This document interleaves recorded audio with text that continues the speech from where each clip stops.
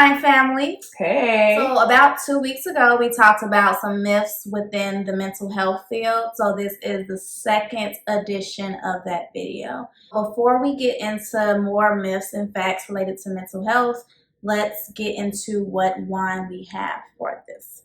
Today we're drinking Oliver Sweet White. So guys, the first myth in today's video is that children don't develop mental health conditions. So obviously this is a myth because mental illness can occur at any age. So if you know anything about mental illnesses, you know that mostly they start to develop during childhood, and they usually start to peak around adulthood. So as Mel was saying, typically children develop mental health disorders when they're young. And in addition to that, a lot of times before a child is born, they can go through what is known as prenatal exposure. The next myth is that people who have mental illnesses are not able to work. That is not true, given that a lot of people within the workforce may have a mental illness or mental disorder. A lot of times I think there's a stigma behind mental health or mental illnesses, and that creates people's reluctancy to actually seek help or to actually inform their employer of certain things that they struggle with or go through, which is sad given that typically when you do disclose certain information, it could benefit you, given that there may be things in place to help you be able to accommodate for areas in which you lack. But those that do have mental illness, they're pretty functional. I think a lot of people go through certain illnesses that are considered common, like depression, anxiety, things like that. And typically they are functional and able to do the same things that anybody else could do. Yeah, and most workplaces aren't supposed to discriminate against that anyway. So if you do feel comfortable disclosing that, it might benefit you in that they might be able to provide the resources like she was saying. And even like if you're, say for instance, struggling with depression, your boss might understand you better and might, give you a mental health day, which I do think the job should start doing. I do think that mental health days are needed and very beneficial. And I think that if somebody was able to like reset and get it together, that they might come back to work. They might come back to work functioning, well. Yeah, and I think that's kind of what some jobs do as far as like personal days go, but making sure that you're utilizing those appropriately. Not overusing things, because ultimately that can benefit you if you start thinking along those lines and having that mentality. Because man, let me tell you, those mental health days be real. I took one, was it like last year, I think? I was just so overwhelmed and I really felt like I just needed a break. Yeah. So I took a day off and I went downtown, got on a boat, did an architectural tour, and then I went to the Chicago History Museum and I just educated myself and I had a ball by myself. And that's what it's all about at the end of the day, because I have a similar experience in which I had to take a personal day because I was feeling overwhelmed. I felt like I was taking a lot of my emotions and putting that into my work and the way in which I interacted. And I had to take a step back and say, Jess, you need to really evaluate what's going on and take some time for yourself to get better, because like we've stated before, you can't pour from an empty cup. So like if you have nothing left to give, you aren't necessarily able to really provide the resources that you need to help the next person. But also just looking at your burnout, knowing, your levels and where you need to be so that you don't burn out as quickly, so you don't suffer from compassion fatigue or anything like that. So the next myth is that people with mental health problems lack intelligence. And this is so false because that has no correlation at all. People with mental health problems, they have, just that they experiencing these disorders, and that has nothing to do with their intelligence level, because mental illness is not discriminatory against any one, person. So that's just false. And I would also like to add to this video of those that are considered geniuses and struggle with a mental health problem.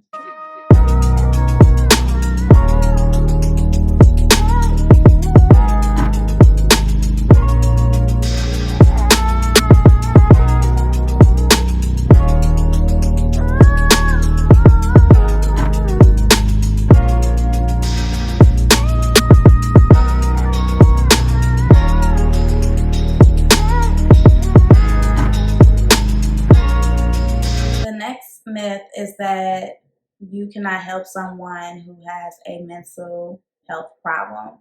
That is false, given that people who typically are struggling do want to seek out support, and a lot of times they may not necessarily know how to, or want to feel judged or embarrassed by what they may share. But ultimately, being able to have someone in their corner goes a very long way. People that they feel like they can depend on, call on, because I've worked with people that may have went through a crisis situation and wanted to end their lives.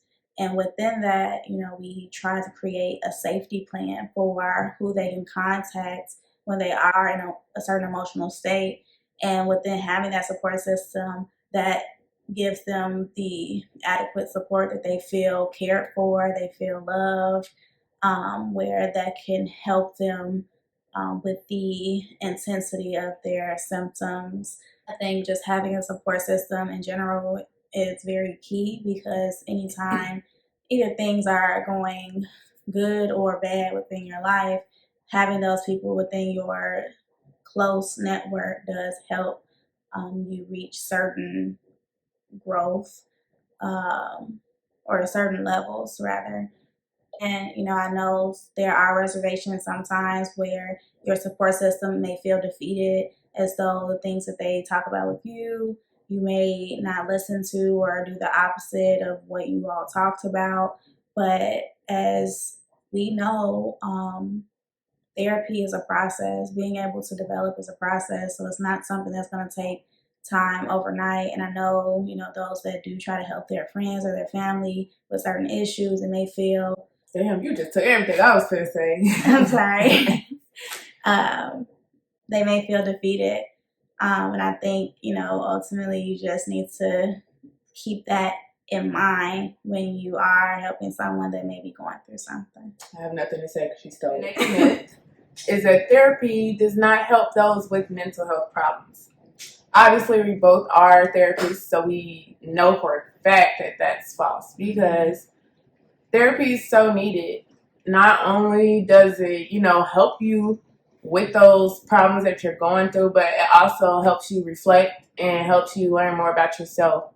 And sometimes people want to go to therapy to just, try to fix others, like they send a family member to therapy to try to fix somebody else, without knowing, like, therapy could be beneficial for them too, even though their family member is the one with the disorder. Sometimes it's best that everybody involved goes to some therapy, because you could be harboring in things that you didn't even know, that could be contributing, to those people's disorders. So it's just important to kind of get a better understanding and educate yourself, especially if you're dealing with a family member that is experiencing some mental health issues. I know sometimes it can be frustrating, because you don't really always quite understand what they're going through, and some people don't even think, they don't take it serious. They don't think that it's real and that the people are really struggling with these issues. But therapy is very helpful for these issues, because it can help just unravel things. Therapy is like a big ball of yarn. And it just helps you unravel. I like that. So the last myth is that recovery for mental illnesses is impossible. That is not true. I know there are some thoughts in regards to people fully recovering from a mental illness. And what I will say to that is that typically people that have mental illnesses are able to recover from there isn't one specific cure for mental illnesses, unfortunately, but there are ways in order to help a person who is struggling with mental illness, such as medication, therapy, or other, holistic approaches. Self-care is something that also contributes to a person being able to manage certain symptoms. So although, there are periods in which a person may relapse, which is, a part of recovery, also a part of progression. Just being able to understand that it's a process, it's nothing that happens overnight.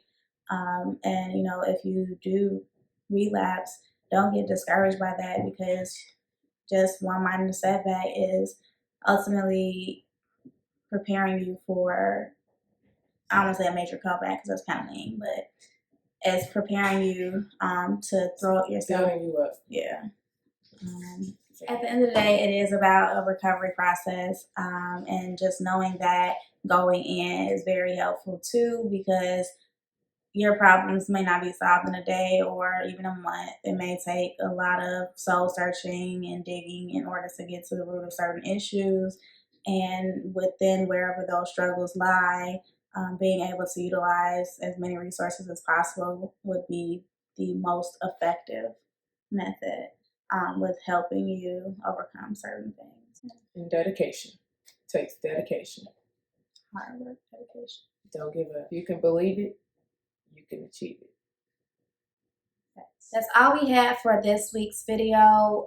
We would like to get some suggestions as to what topics you may want to hear us talk about. We have please comment. Yeah. So we have some, and as far as like ideas that we want to bring forth to you all, but we want to hear your input as well. So comment, DM us, like, share, subscribe, all of that. Tell a friend to tell a friend. We out here.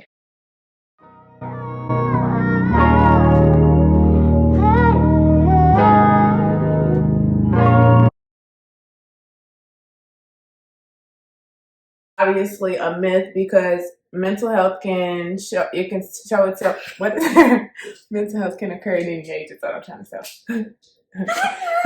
So this is obviously.